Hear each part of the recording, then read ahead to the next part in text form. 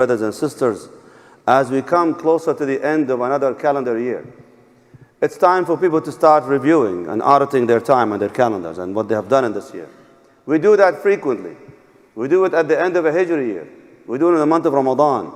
We do it at Eid time. We do it in different times of the year. This is one of those occasions where people start reviewing and seeing, what have I done? You can't escape the fact that this is another calendar year that you're probably going to audit your own books, seeing that how much you owe and how much you have invested and how much you've got out of it. This is exactly how life works today. At the end of every single year, you need to look into your own books, books of good deeds and bad deeds. How much did I earn in this year and how much did I lose? Am I, alhamdulillah, in the surplus or am I in the negative? How can I make up for all that stuff?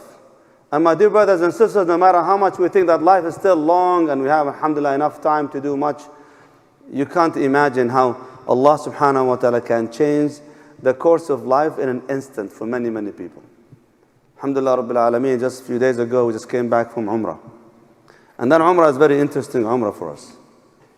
Yeah, it's just from the very beginning, Allah subhanahu wa ta'ala sending us signs over signs, telling us that, look, life is short. Invest in every breath, not just every second, every breath to be useful for you in this dunya and in the akhirah. About 10 days ago, as we were getting ready to leave, alhamdulillah, the family in the car, we put our bags in the car heading towards the airport.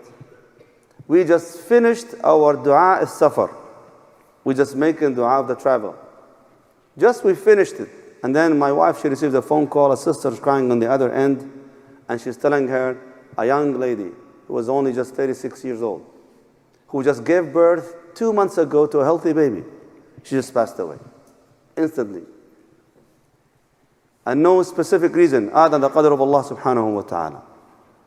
We had to go straight to the airport, check in, and then turn back around to the hospital, subhanallah. And the last thing we saw before we left this country to go for Umrah was to see the dead body on the bed, making dua for her and the family, and then go to our Umrah. That was the start for our Umrah.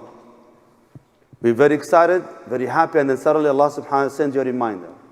Could have been me, could have been you, could be anybody else. There is no guarantee. Doesn't matter how young or old you are. So you need to make sure that every day and every moment of your life is an investment towards the betterment of this life and in the akhirah as well too. SubhanAllah, in Medina we enjoyed our time for 3 days and so on, and it was a beautiful experience. It's the city of Rasulullah sallallahu alaihi wasallam after all. And then in the last day, just right about we tried to get ready to go to Mecca the following day. We received another news. Another group that related to our group that came for Umrah, they just landed in Jeddah. And they're now on their way by bus coming to Medina. On that same bus, another man, another brother, he was a doctor. As a matter of fact, actually, he had family here in Chicago area. He's from New York.